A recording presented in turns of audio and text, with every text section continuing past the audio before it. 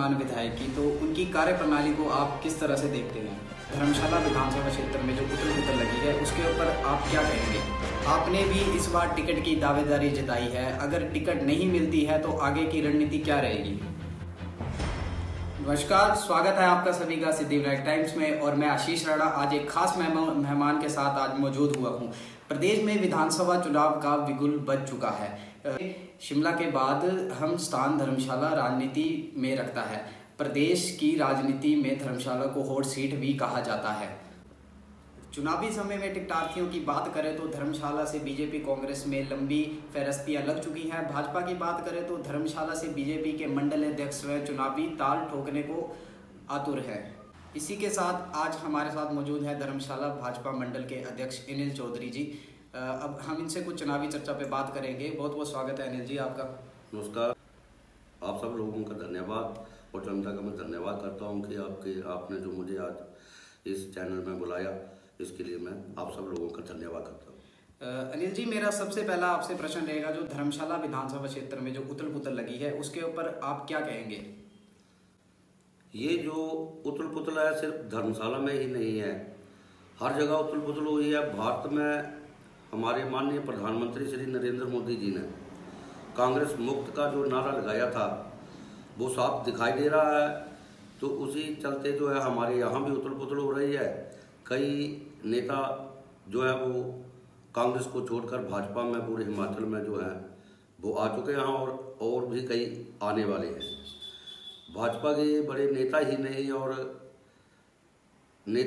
आ रहे हैं, मगर छोटे छोटे जो कांग्रेस के कार्यकर्ता हैं वो भी भाजपा पार्टी में जो है आ रहे हैं।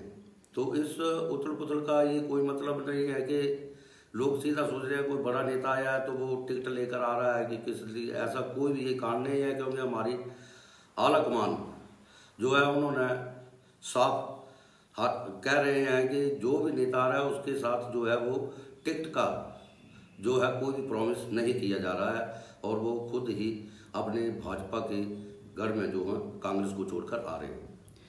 आपने भी इस बार टिकट की दावेदारी जताई है, अगर टिकट नहीं मिलती है तो आगे की रणनीति क्या रहेगी? मैंने भी जो धर्मशाला से टिकट की दावेदारी इसी बार नहीं की है, 2011 से जो है मैं टिकट की दावेदारी कर रहा हूँ। क्योंकि हमारी जो जनता है उनका साफ कहना है कि हर बार जो है वो जो भी विधायक या मंत्री होता है वो ऊपरी लेवल का ही होता है। तो हमारी जो नीचे की जनता है, चाहे वो किसी भी वर्ग की है, उनकी ये चाहत है कि एक बार जो है निचले स्तर पर, निचली जो ये बेल्ट है इसमें जो है हमारा टिकट किसी भी पार्टी से मिले तो हमारा विधायक यहाँ से हो। जिस कारण लोगों में भारी रोष है। उन्होंने पिछली बार 2011 में भी प्रयास किया था, फिर जो है 15-16 में उन्होंने प्रयास किया, और हाल ही में पीछे जो अपना विश्व चुनाव हुआ था उसमें उन्होंने पूरा प्रयास किया। उसके बाद टिकट नहीं मिला तो मैं एक पार्टी का सिपाही हूँ और लंबे समय से जो है भारतीय जनता पार्टी में सेवाएं दे रहा हूँ और भिन्न भिन्न पदों पर मैं रह चुका हूँ, जिसमें मैं बूथ अध्यक्ष, ग्राम केंद्र प्रभारी, पंचायती राज प्रकोष्ठ का मैं जिला अध्यक्ष भी रह चुका हूँ, और किसान मोर्चा का मैं जो है अपना महामंत्री जिला का रह चुका हूँ। और 3 बार हमने प्रधान पद का जो है लगातार जो है चुनाव जीता है, जिसमें 2 बार लगातार मैंने जीता, और एक बार जो 15 में हमारी रिजर्व सीट हो गई थी तो उस बार हमने और मेरी पत्नी ने दोनों ही चुनाव हमने जीते। पत्नी मेरी प्रधान बनी और मैं जिला परिषद मेंबर बना। इस बार रिजर्व होने के कारण मैं नहीं लड़ सका और भाजपा ने मुझे जो है भाजपा का मंडल अध्यक्ष बनाया। और मैं जब से भी भाजपा में कार्य कर रहा हूँ तो अपनी पूरी ईमानदारी से जो भी पार्टी ने आज दिन तक कार्य बताया उसको ईमानदारी से किया है। तो इस बार जो है मुझे लगता है कि भारतीय जनता पार्टी जो है हमें आशीर्वाद देगी, ये मुझे पूरा विश्वास है। और 101% जो है मुझे आला कमान पर विश्वास है कि आजाद लड़ने का कोई नहीं होगा, टिकट ही मिलेगी और हम उम्मीदवार के तौर में जो है इसमें भारतीय जनता पार्टी के इस इलेक्शन में जो है आएंगे। बात करें अगर वर्तमान विधायक की, तो उनकी कार्यप्रणाली को आप किस तरह से देखते हैं?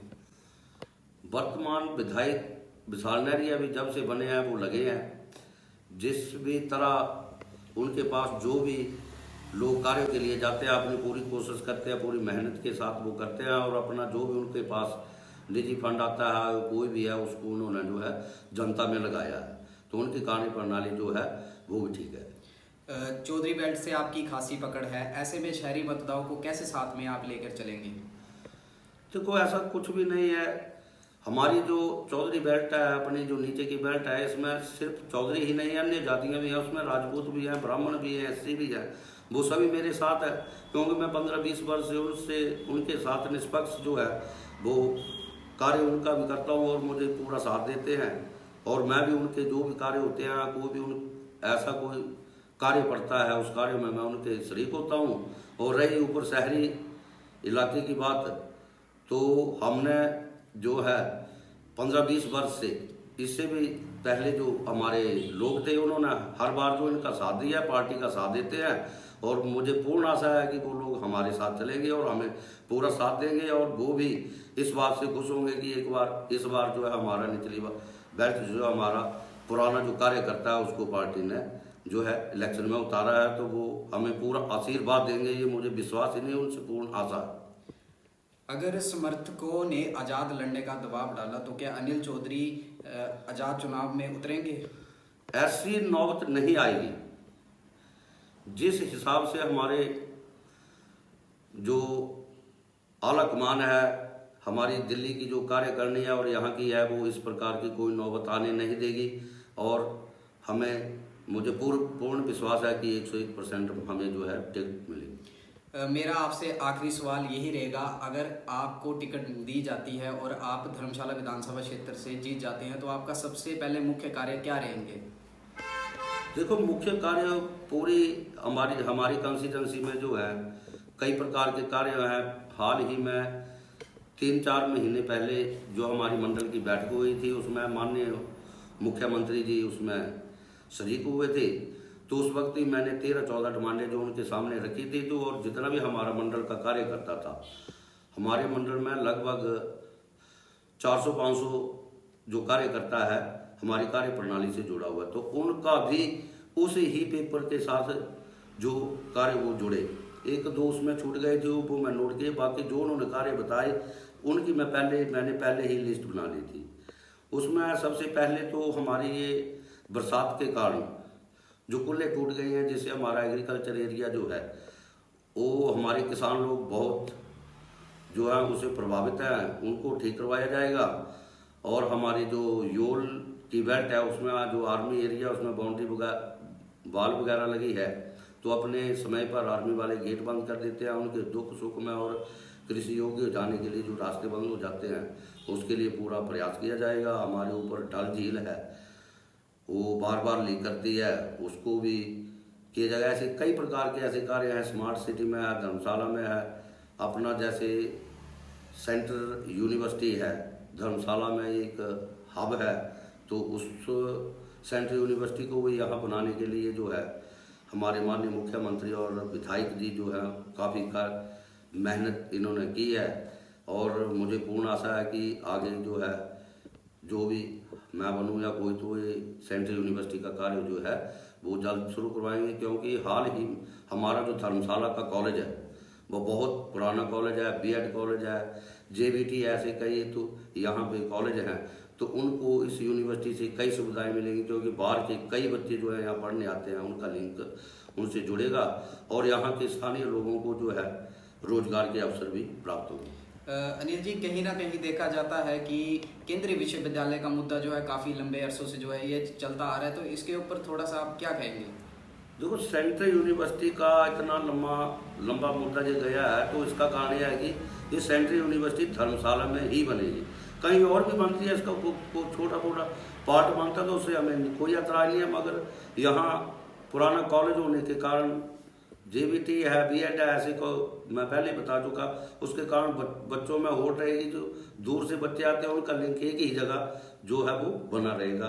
तो मुझे आशा है कि ये यही ही बनेगी, इसलिए ये जो है लंबा कार्य खिलता जा रहा है, मगर इसका स्थायी हल जो है वो धर्मशाला है। चलिए, बहुत बहुत शुक्रिया। तो ये थे धर्मशाला भाजपा मंडल के अध्यक्ष अनिल चौधरी जी, जिनसे हमने चुनाव पे कुछ चर्चा की। इसी के साथ देखते रहिए सिद्धिविनायक टाइम्स। मुझे दीजिए इजाज़त, धन्यवाद।